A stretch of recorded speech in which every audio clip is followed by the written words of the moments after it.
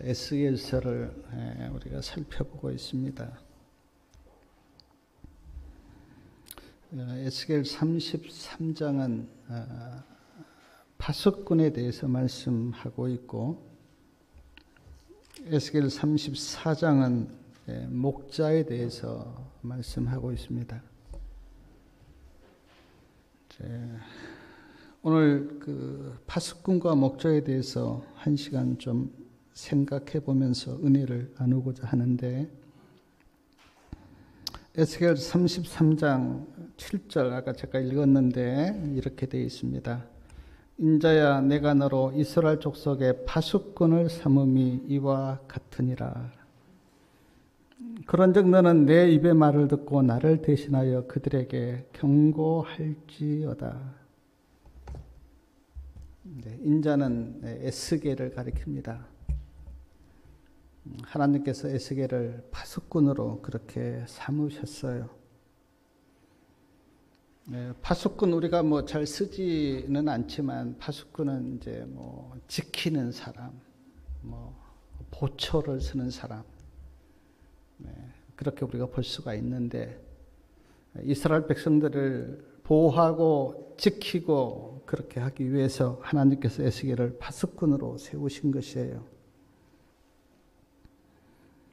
만약 하나님께서 이스라엘 백성들을 사랑하지 않았다면 에스겔을 파수꾼으로 세울 필요가 없죠. 그냥 내버려 두시면 돼요. 뭐 멸망을 하든지 그들이 알아서 하도록 내버려 두시면 되는데, 이스라엘 백성들을 하나님께서 사랑하니까 에스겔을 파수꾼으로 세워서 하나님의 말씀을 전하도록 그렇게 하신 거예요. 하나님의 사랑이죠. 오늘 성도님들을 불러서 하나님의 말씀을 듣게 하신 것도 성도님들을 하나님이 사랑하니까 부르셨고, 말씀을 듣게 하시고 하나님을 알게 하시고, 그러니까 하나님이 하는 모든 행동의 근거는 사랑이에요. 사랑. 에스겔 33장 7절 중간에 보니까 너는 내 입의 말을 듣고 그렇게 말씀하셨어요. 파수꾼은 하나님의 말씀을 듣는 사람입니다. 하나님의 말씀을 듣지 않았는데 파수꾼이 될 수가 있나요? 없어요. 가끔 어떤 사람들이 하나님의 말씀도 듣지 않고 자기가 들은 것처럼 막 이렇게 전한 사람이 있는데 다 사기꾼이에요. 하나님의 파수꾼이 아니에요.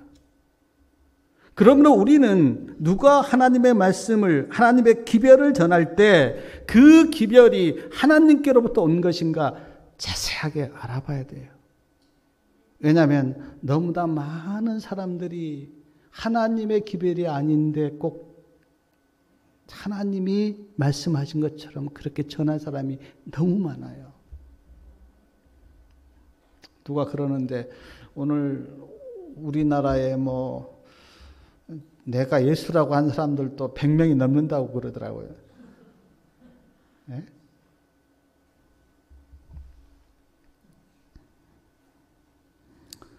파수꾼이 하는 일에 대해서 에스겔 33장 7절 끝에 보니까 그들에게 경고할지어다 그랬습니다.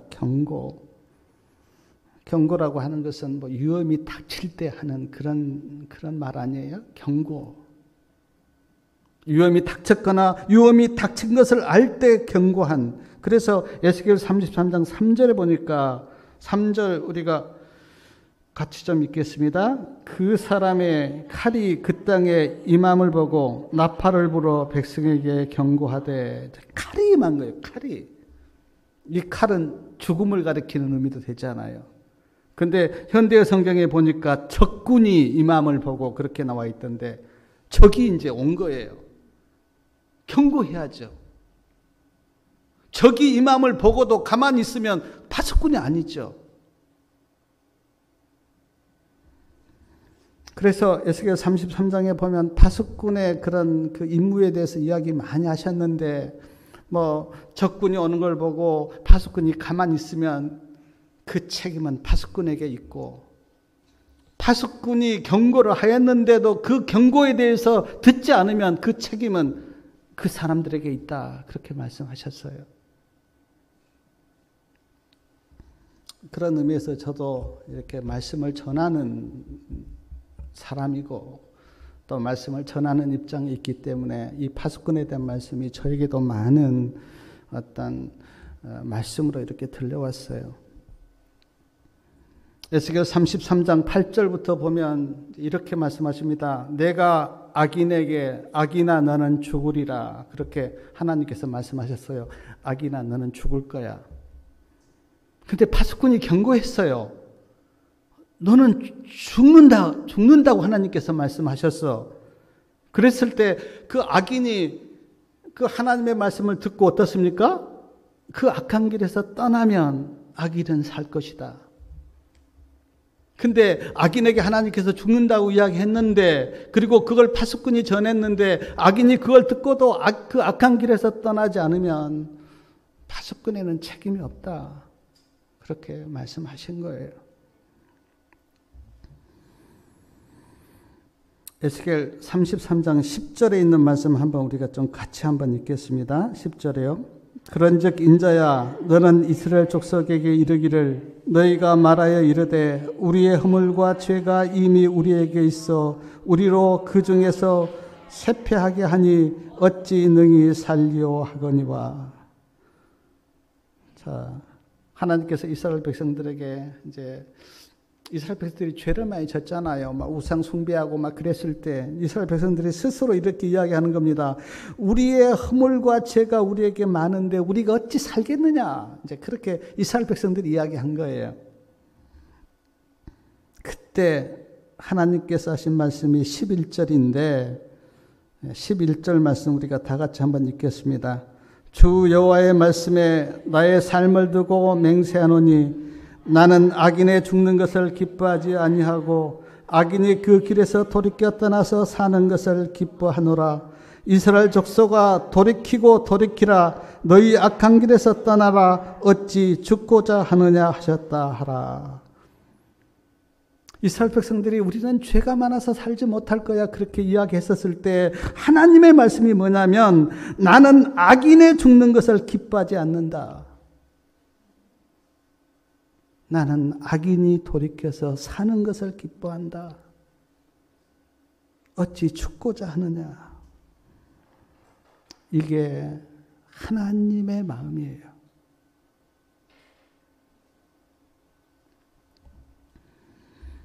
에스겔 16장 6절 하단에 보면 이런 말씀이 있어요. 너는 피투성이라도 살라. 다시 이르기를 너는 피투성이라도 살라.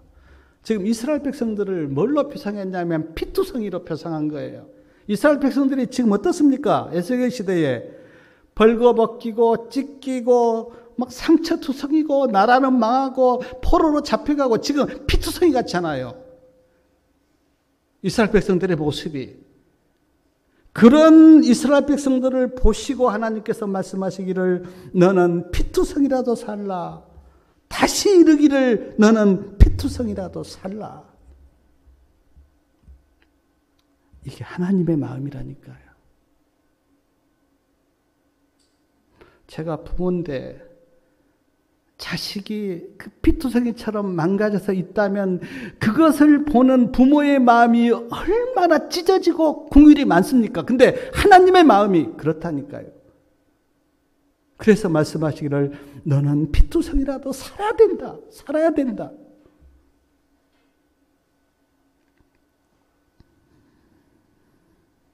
에스겔 18장 31절하고 32절 말씀 좀 우리 같이 한번 보겠습니다. 여기도 하나님의 마음이 잘 나타나 있는데 에스겔 18장 31절하고 32절이요.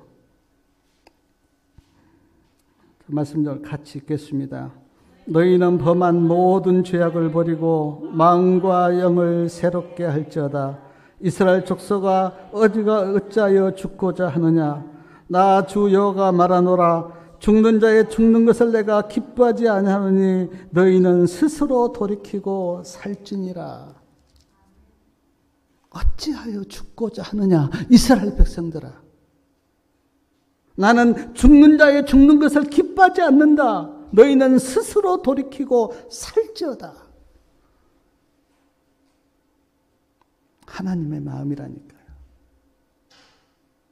하나님께서 파수꾼을 세워 이스라엘 백성들을 어쩌든 살려보려고 지금 이렇게 하나님께서 궁휼히 외치시고 그런 거예요. 우리가 요나서를 보지만 니느웨 백성들 40일이 지나면 니느웨가 망한다 그렇게 외쳤어요.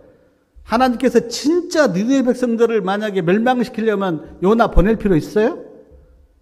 가만두면 40일이면 망하는데. 근데 요나가 가서 40일이 있으면 니느웨가 망한다고 외친 것은 지금 하나님이 뭡니까? 니느웨 백성들을 살려보려고 지금 그렇게 하신 거예요. 우리가 성경을 봐도 하나님의 마음을 알아야 돼요.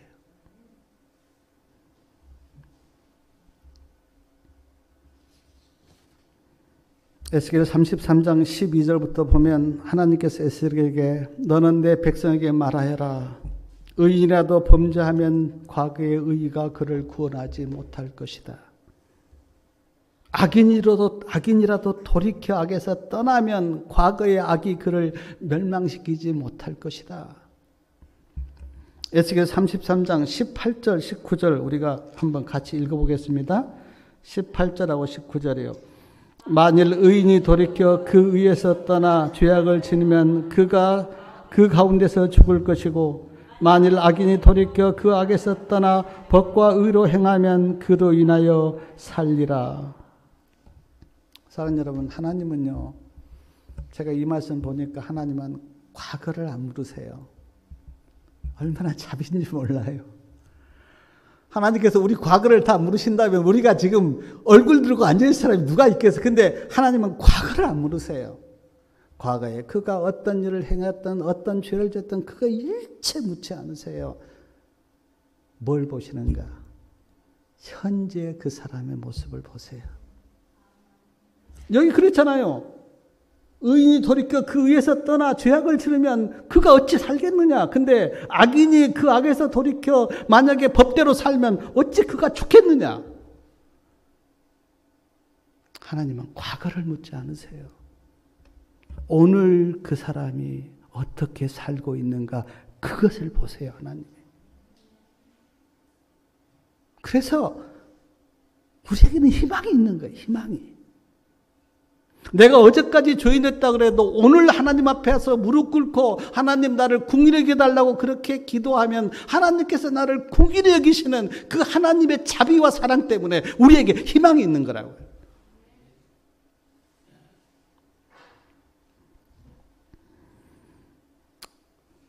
오늘 우리의 마음을 정확하게 보시고 하나님께서 그래 네가 하나님의 긍휼과 사랑을 구하고 믿음으로 살면 하나님께서 그래 너는 믿음으로 살고 있구나 그렇게 인정해 주시고요.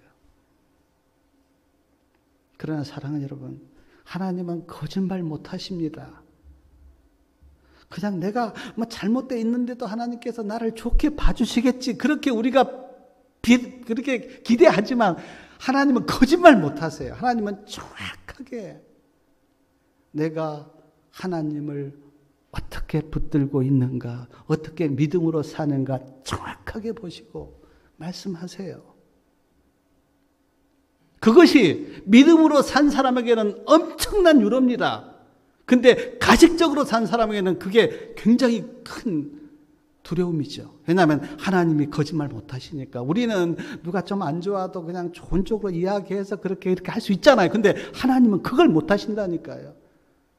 정확하게 나를 보시고 저 사람은 내 백성이야 그렇게 말씀하시든지 아니면 저 사람은 내 백성이 아니야 그렇게 말씀하시든지 우리를 정확하게 오늘 내 모습을 보신다니까요. 하나님이.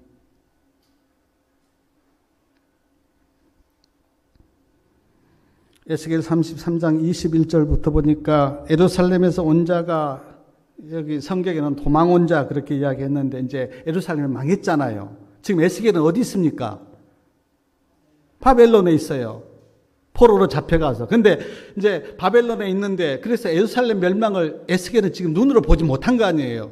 포로로 먼저 잡혀갔기 때문에. 근데 예루살렘에서 이제 온 자가 이렇게 이야기한 겁니다. 예루살렘이 무너졌습니다. 와서 그렇게 이야기한 거예요.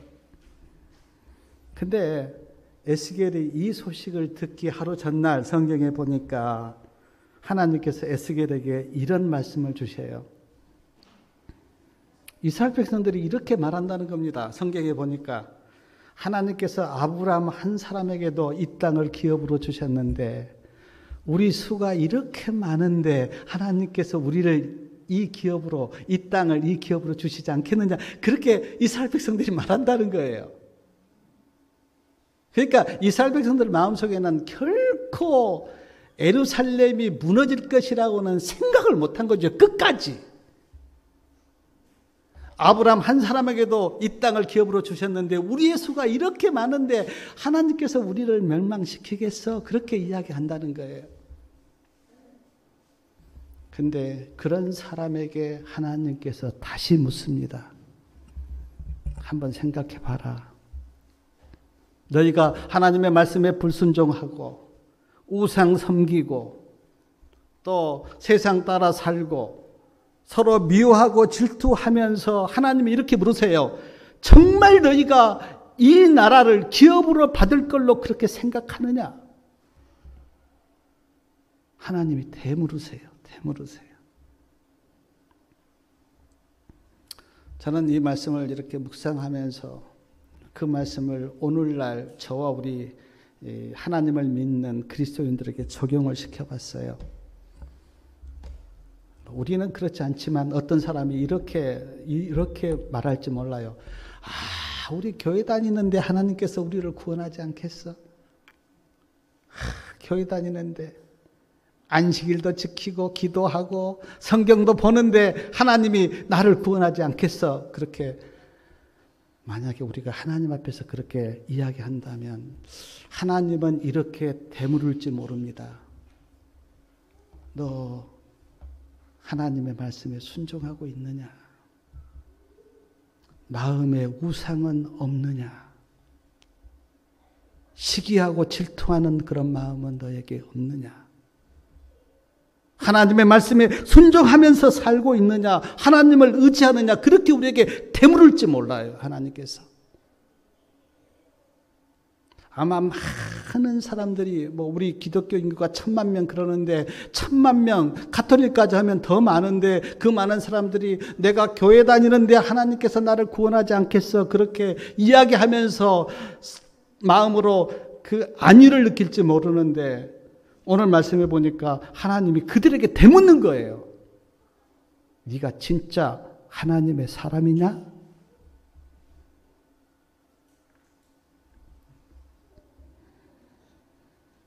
사랑하는 여러분, 우리는 누가 구원받을지 모릅니다. 그러나 한 가지는 확실해요. 믿고 믿음으로 사는 자는 하나님의 백성이고, 그러나 믿음으로 살지 않는 자는 성경 어디에도 그가 구원받는다는 말씀은 없어요. 왜냐하면 믿음과 삶은 하나이기 때문에, 분리시킬 수 없는 거기 때문에.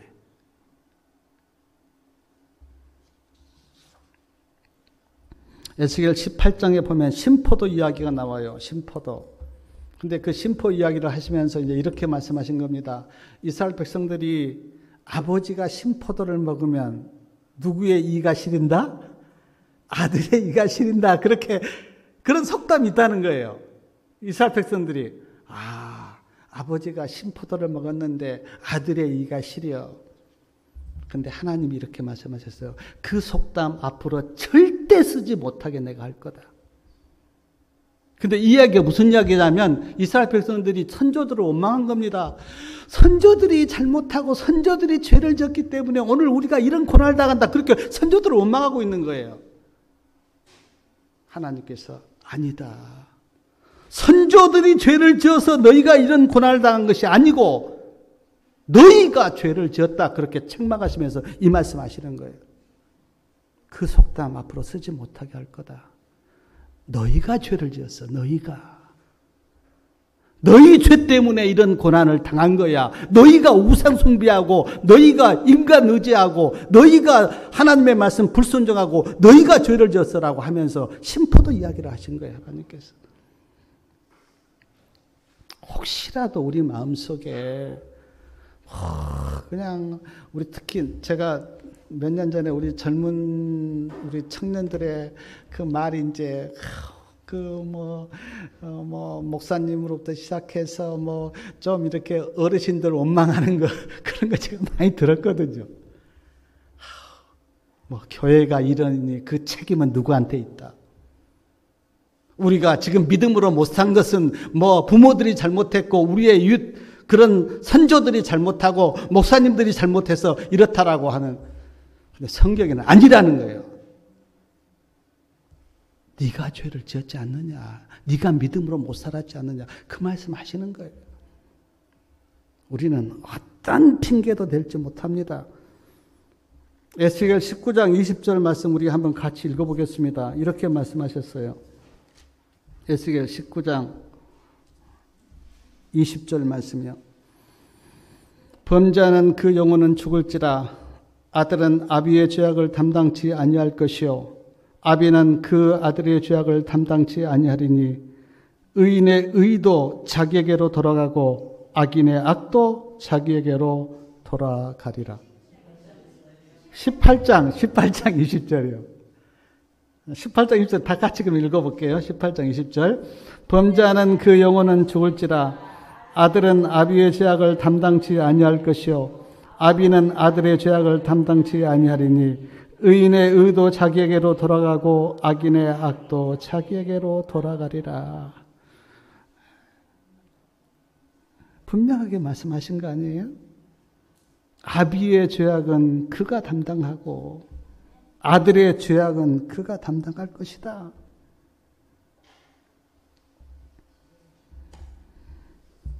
에스겔 33장 30절부터 보면 이런 말씀하십니다. 이스라엘 백성들이요, 담 밑에서나 문간에서 이렇게 이야기하는 겁니다. 이스라엘 백성들이 담 밑에 모여서 그리고 문간에 모여서 하나님께서 에스겔에게 어떤 말씀했는지 우리가 좀 들어보자. 그러면서 막 수근수근 하는 거예요. 이스라엘 백성들이 모여서 하나님께서 에스겔에게 말씀을 주셨다는데 그 말씀이 어떤 말씀인지 좀 우리가 들어봅시다 하면서 막 수근수근거리는 거예요. 근데 그런 이스라엘 백성들에게 에스겔 33장 31절부터 32절에 보면 이렇게 말씀하십니다. 이스라엘 백성들이 내 앞에 앉아서 말을 듣기는 하나 행하지는 않는다. 입으로는 하나님을 사랑한다고 하는데 마음은 욕심이 가득 차서 나를 따르지 않는다. 에스겔 내가 전한 하나님의 말씀을 어떻게 듣습니까? 사랑의 노래처럼 달콤하게 듣기는 들어요. 사랑의 노래처럼. 근데 어떻습니까? 순종하지는 않는다.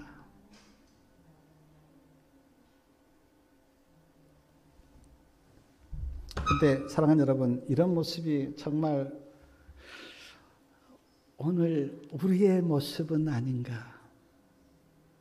하나님께서 무슨 말씀 하셨는지 궁금해요. 다 궁금해요. 에스겔에게 어떤 말씀 하셨는지 궁금하고 이사야에게 어떤 말씀 하셨는지 궁금하고 다 궁금해요. 성경 말씀이. 그래서 좀 들어봐요. 여기도 가서 들어보고 여기도 가서 들어보고 막 쫓아다니면서 들어봐요. 근데 어떻습니까?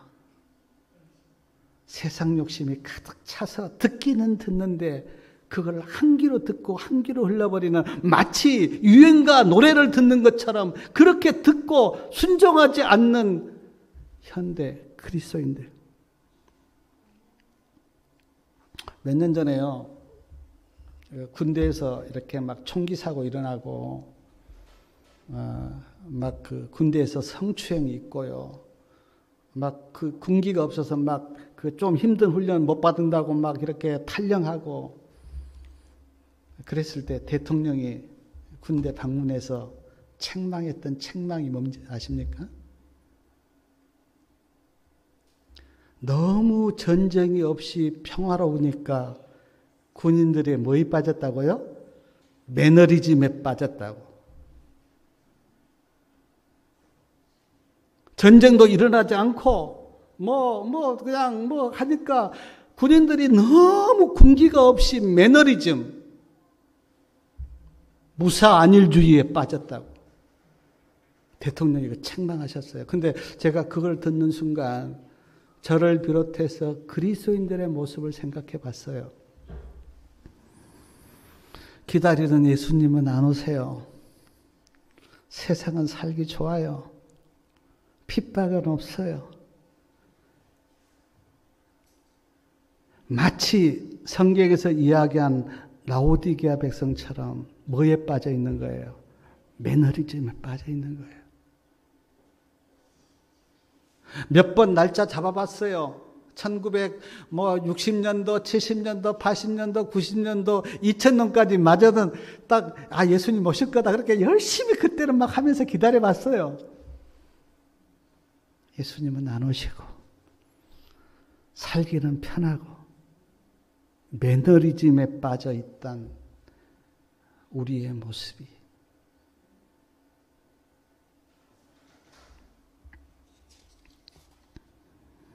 계시록 3장 1절에 보니까 하나님께서 사대교회에게 내가 살았다는 이름은 가졌으나 죽은 자다 그렇게 말씀하셨는데 그리스도인이라고 하는 이름은 가졌는데 영적으로 죽어있는 자들이 얼마나 많습니까 오늘 교회 안에. 한번 영적인 눈을 뜨고 한번 보십시오. 이름은 가졌으나 영적으로 죽어있는 자들이 얼마나 많은가.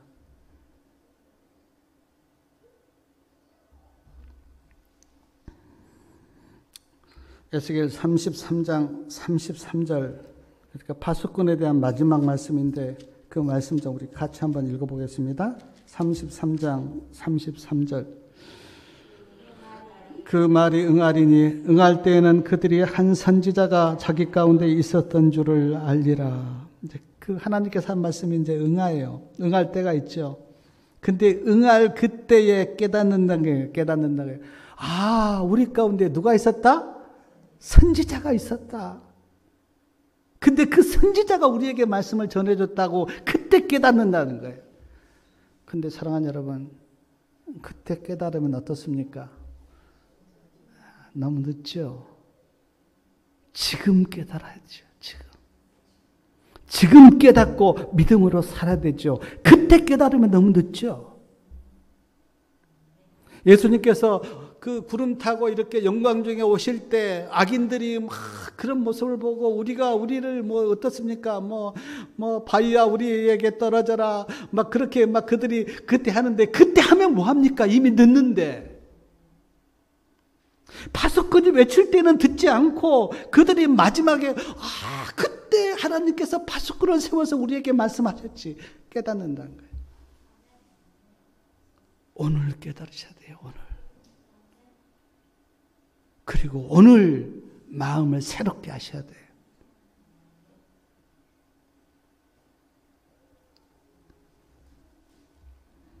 에스겔 34장은 목자에 대한 말씀인데 하나님께서 34장 그 6절까지 보면 하나님께서 목자들을 많이 책망하세요. 이스라엘 목자들을 하나님께서 아주 굉장히 책망하시는데 2절 끝에 보니까 이스라엘 목자들은 화 있을진저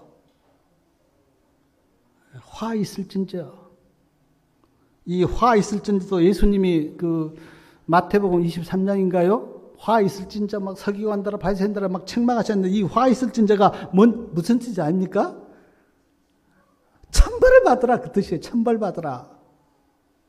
이스라엘 목자들은 화 있을진저 목자들이 양의 무리를 먹이는 것이 마땅치 아니하냐 그러면서 목자들을 책망하세요. 3절에 보니까 너희가 살찐 양을 잡아 그 기름을 먹으며 그 털을 입되 양의 무리는 먹이지 아니하는도다. 4절도 책망하시고 5절에 목자가 없으므로 그것들이 흩어져서 모든 들짐승의 밥이 되었도다. 6절에 보니까 내 양의 무리가 모든 산과 높은 맷뿌리로부터 유리되었고 방황하고 내 양의 무리가 온 지면에 흩어졌으며 찾고 찾는 자가 없었도다. 목자들을 책망하세요. 그리고 7절 보니까 그러므로 목자들아 여호와의 말씀을 들을지어다.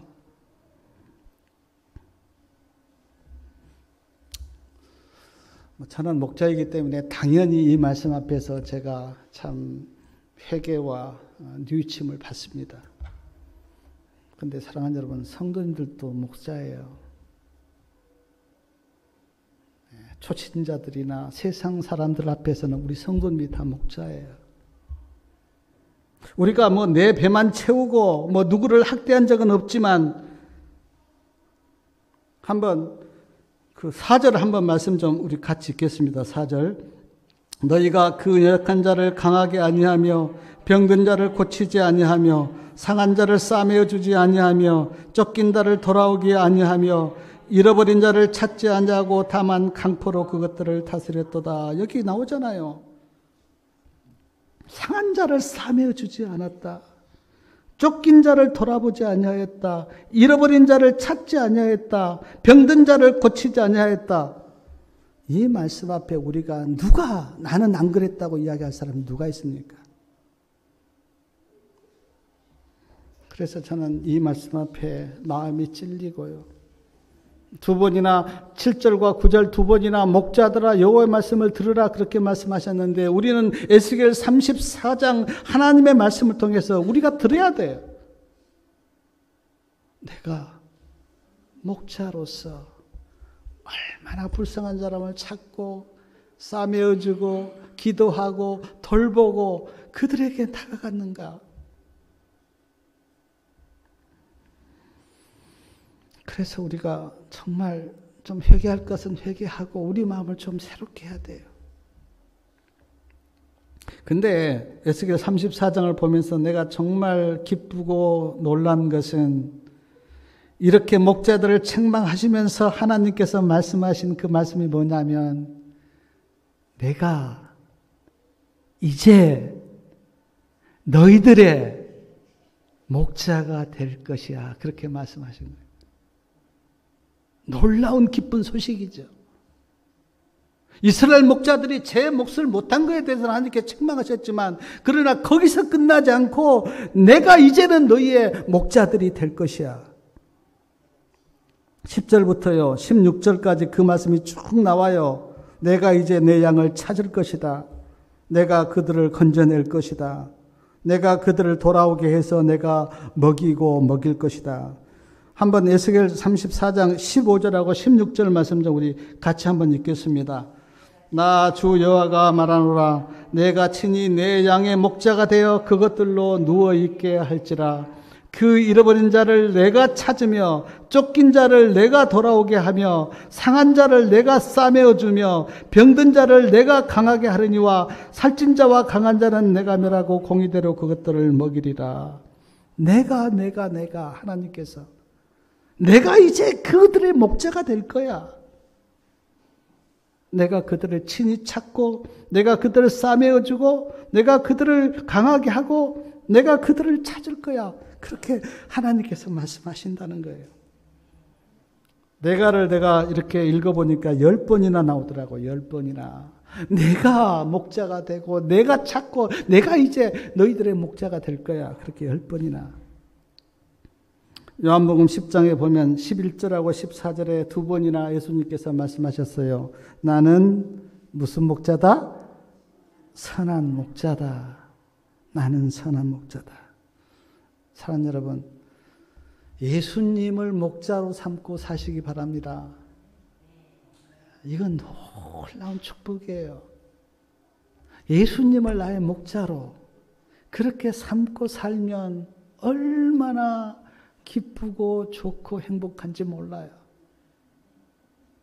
예수님의 말씀을 듣고 따르고 예수님이 가라한 대로 가고 그래서 예수님을 졸졸졸 따라다니면서 예수님의 그 물이 우리 안에 있으면 그것처럼 행복한 사람이 없어요. 근데 이스라엘 목자들을 책망하시면서 예수님께서 하신 말씀이 내가 이제 그들의 목자가 될 거야. 저는 시편 143편 15절에 있는 말씀을 읽으면서 참 행복했는데 시편 143편 15절 한번 읽어볼까요? 같이. 시편 144편 15절이에요.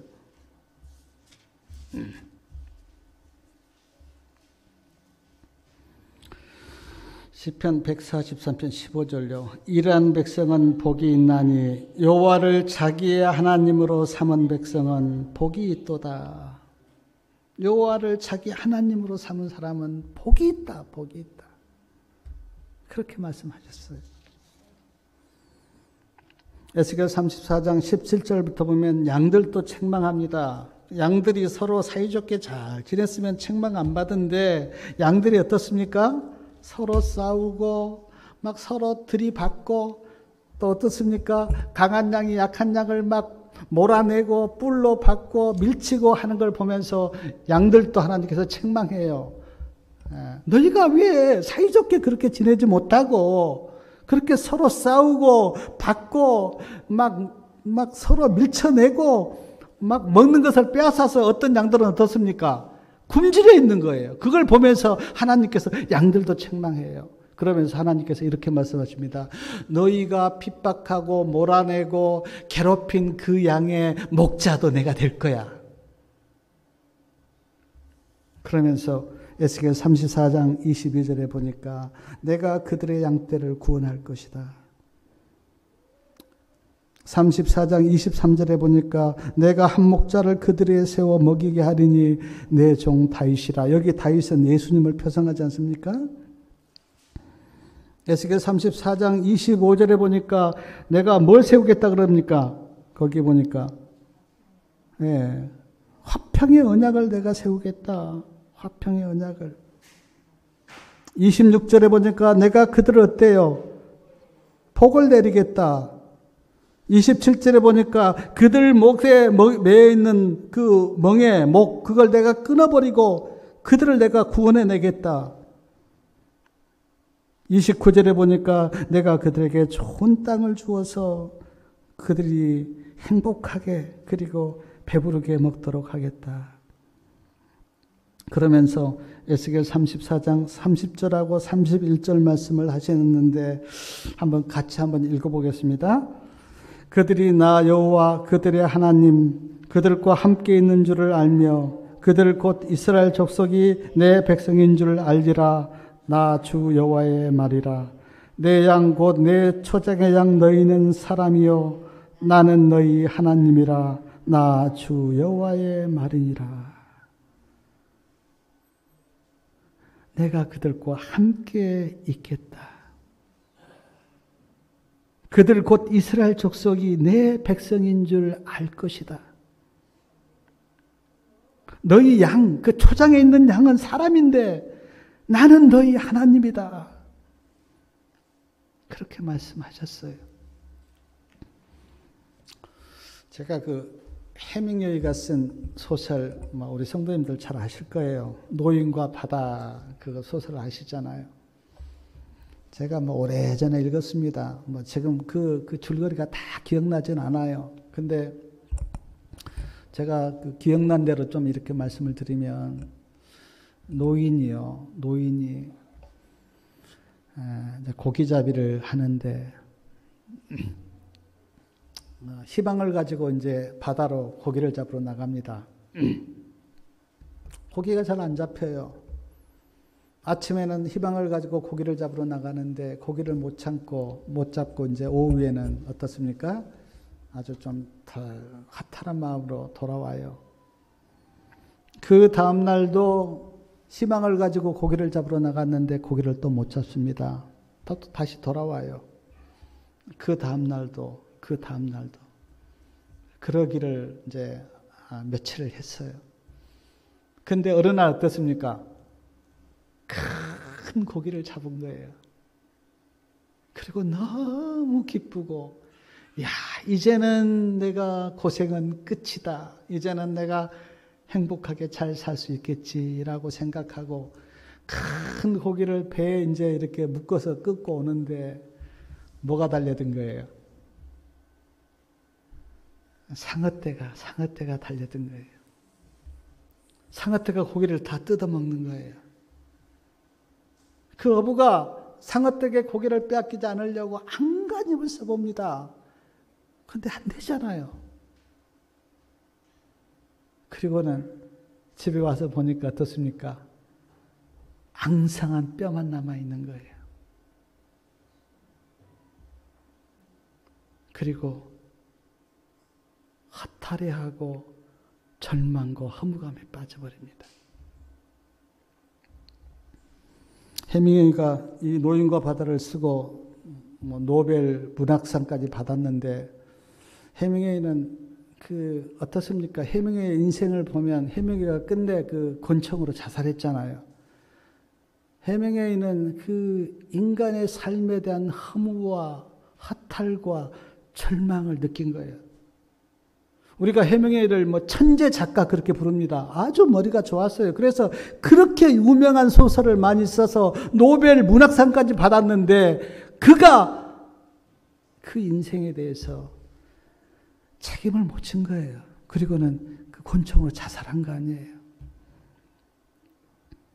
제가 오늘 에스겔 33장, 34장을 이렇게 읽으면서 해밍웨이 생각이 난 거예요. 아무리 머리가 좋은 그런 천재 작가라도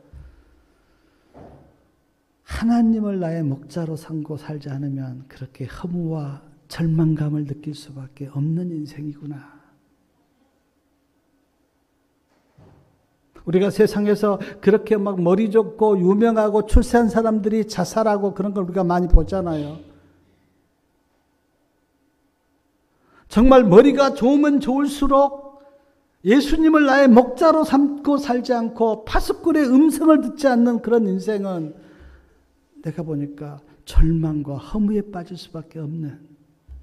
왜냐하면 우리 앞에는 뭐가 다 기다리고 있는 거예요? 죽음이 기다리고 있기 때문에. 아무리 내가 이 세상에서 많이 갖고 그렇게 누려봐도 죽음 앞에서 인간이 느낄 수 있는 것은 뭡니까? 절망밖에 없는 거예요. 그걸 저는 해밍웨이가 자기의 마음을 노인과 바다라고 하는 소설 속에서 이렇게 써서 결국 그가 그 허무와 절망을 이기지 못하고 그렇게 자살했는데, 제가 나의 목자가 되신 에스겔 34장의 말씀을 읽으면서 그렇구나. 인간이 하나님을 나의 목자로 삼지 않으면 결국 허무와 절망을 느낄 수밖에 없는 그런 인생이 아닌가, 그런 생각을 하면서 우리 성도님들에게 그리고 저에게 호소하고 싶은 게 뭐냐면, 하나님을 나의 목자로 삼고 살기를 바랍니다. 그것이 내가 행복하고 내가 보람 있는 인생의 가장 지름길이에요. 그리고 우리 성도님들에게 파수꾼의 음성, 오늘 우리에게 들려주신 그 파수꾼의 음성을 듣고 그 파수꾼의 음성을 따라서 내가 준비하면 적군이 몰려와도 내가 무너지지 않아요. 근데 파수꾼의 음성을 듣지 않으면 무너져요. 어느 날 허무가 찾아와요.